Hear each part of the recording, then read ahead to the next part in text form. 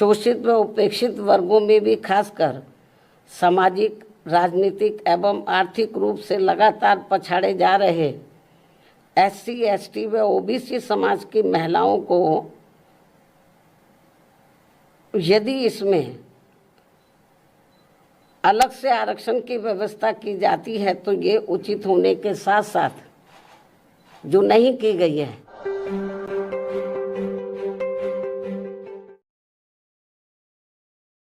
Media बंधुओं, वैसे आप लोगों को ये विदित है कि कल भारतीय संविधान के मूल निर्माता एवं दलितों व अन्य उपेक्षित वर्गों के मसीहा परम पूज्य बाबा साहब डॉक्टर भीमराव अंबेडकर की जयंती थी, जिसे पूरे देश में BSP के लोगों ने अपने परिवार सहित बड़े धूमधाम से मनाया है। खासकर यूपी की राजधानी लखनऊ में तो कल इनकी जयंती पर पूर्व की तरह ही इस बार भी इनके लाखों अपार अनुयायियों ने यहाँ लखनऊ में मेरी रही सरकार द्वारा निर्मित किए गए डॉक्टर भीमराव अंबेडकर सामाजिक परिवर्तन स्थल पर पहुंचकर इसे अपने श्रद्धा के मेले के रूप में मनाया है तथा इस विशाल व ऐतिहासिक स्थल पर लगी इनकी बड़ी प्रतिमा पर, अति विशाल प्रतिमा पर अपने श्रद्धा सुमन भी अर्पित किए हैं। इन सभी के BSP बहुत बहुत आभारी हैं। इसके साथ ही इनकी सुविधा को विशेष ध्यान में रखकर कल मैंने इनकी जयंती पर पार्टी के वरिष्ठ पदाधिकारियों व कार्यकर्ताओं आदि के साथ अपने निवास स्थान पर ही इनकी प्रतिमा पर अपने श्रद्धा सुमन अर्पित किए हैं और इस मौके पर प्रेस नोट आदि के जरिए भी इनकी त्याग, तपस्या, संघर्ष व कार्यों आदि के बारे में भी अपनी श्रद्धा व भावनाएं व्यक्त की हैं, जिनकी सोच व मूवमेंट को आगे बढ़ाने के लिए BSP के जन्मदाता एवं संस्थापक मान्यवर श्री कांशीराम जी ने अपनी पूरी जिंदगी समर्पित की है, जिनसे प्रेरित होकर अब मेरी देखरेख में इसे आगे बढ़ाया जा रहा है। हालांकि इनके इस कारवां को पीछे ढकेलने के लिए यहाँ सभी दलित विरोधी जातिवादी पार्टियाँ किस्म किस्म के साम दाम दंड भेद आदि हथकंडे भी काफ़ी इस्तेमाल कर रही हैं, जिनसे BSP के लोगों को कदम कदम पर हमेशा सावधान रहना है और यही फिर अपने इन महापुरुषों के प्रति इनकी सच्ची श्रद्धा भी होगी। हालांकि इस संदर्भ में मेरा ये कहना है कि BSP के बेस वोट अर्थात दलितों के वोटों को लुभाने के लिए पिछले कुछ समय से यहाँ सभी विरोधी पार्टियाँ अपने अधिकांश कार्यक्रमों में BSP के नीले रंग को ही विभिन्न रूपों में इस्तेमाल कर रही हैं, जिसका दलितों पर कुछ भी असर पड़ने वाला नहीं है, क्योंकि इन पर केवल BSP के नीले रंग का ही असर पड़ता है, अन्य किसी और रंग का नहीं। ये विरोधियों को ध्यान में रखकर चलना चाहिए। और अब जिस खास मकसद से आज मैंने मीडिया बंधुओं को बुलाया वो है महिला आरक्षण का अति महत्वपूर्ण मामला, जिसके लिए केंद्र सरकार ने कल से संसद का 3 दिन का विशेष सत्र भी बुलाया हुआ है। और इस संबंध में हमारी पार्टी का ये कहना है कि देश में बहुजन समाज में से खासकर SC, ST व OBC समाज के हित व कल्याण की तरह ही महिला सशक्तिकरण आदि की बातें भी तो बहुत की जाती हैं, किंतु सही नियत नीति एवं मजबूत इच्छा शक्ति के अभाव के कारण इस पर ईमानदारी से अमल शायद ही कभी ठीक ढंग से हो पाया है। इसी का नतीजा है कि कमज़ोर वर्गों के लोगों की तरह ही महिलाओं के विरुद्ध भी जुल्म, जाति एवं शोषण, अत्याचार आदि की जघन्य घटनाएं आज भी सही से रुकने का नाम नहीं ले रही। और इसलिए हमारी पार्टी बीएसपी देश की सर्व समाज की महिलाओं को उनके आबादी के हिसाब से 50% आरक्षण देने की मांग लगातार करती आ रही है, लेकिन जिसे कोई भी पार्टी अपने अपने स्वार्थ व मजबूरियों के कारण मानने को कतई भी तैयार नहीं दिखती हैं। वैसे भी भला हो परम पूज्य बाबा साहब डॉक्टर भीमराव अम्बेडकर का, जिन्होंने देश की महिलाओं को पुरुषों के समान बराबरी वाला एक व्यक्ति एक वोट का यह अति मूल्यवान मानवतावादी संवैधानिक अधिकार देकर यह पूरे महिला जगत को धन्य बना दिया है, तथा जिस महिला सम्मान व उनके सशक्तिकरण की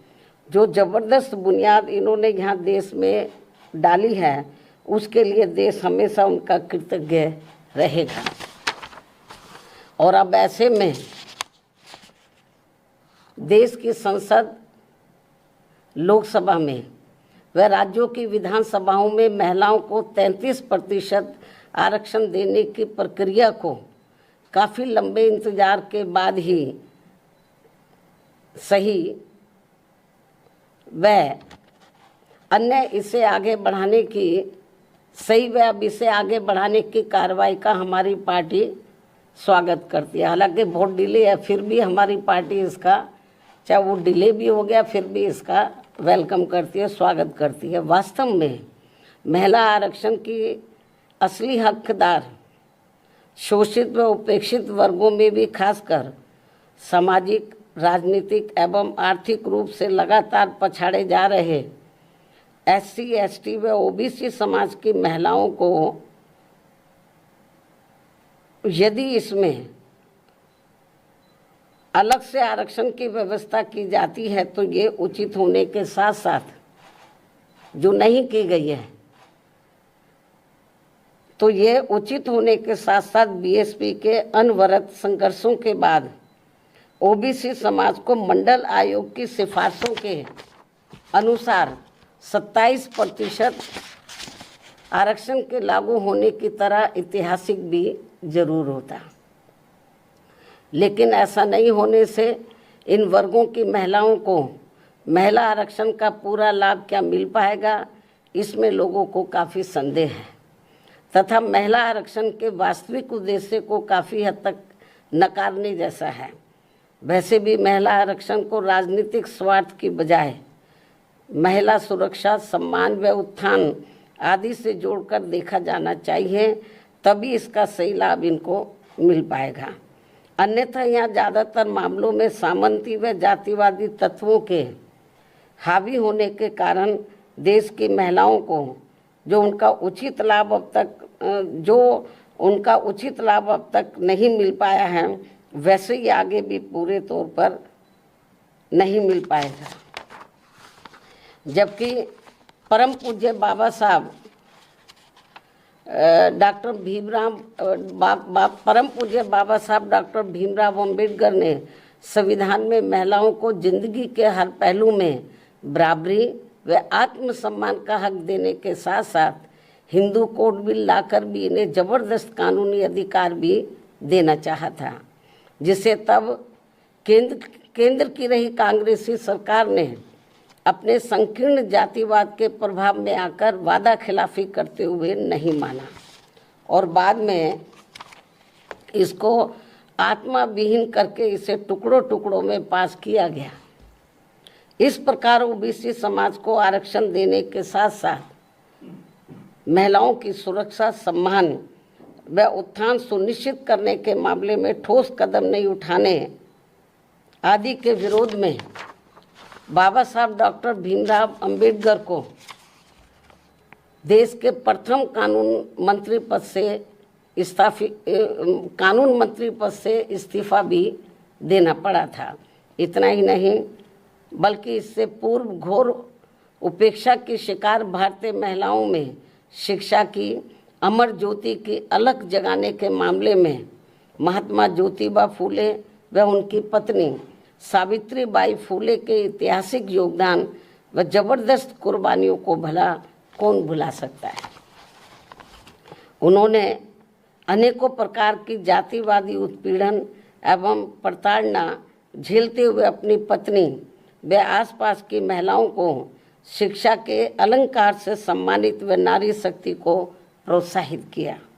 बल्कि हर दुख और अपमान झेलकर भी स्कूल स्थापित करके इस क्रम को अभूतपूर्व तरीके से आगे बढ़ाकर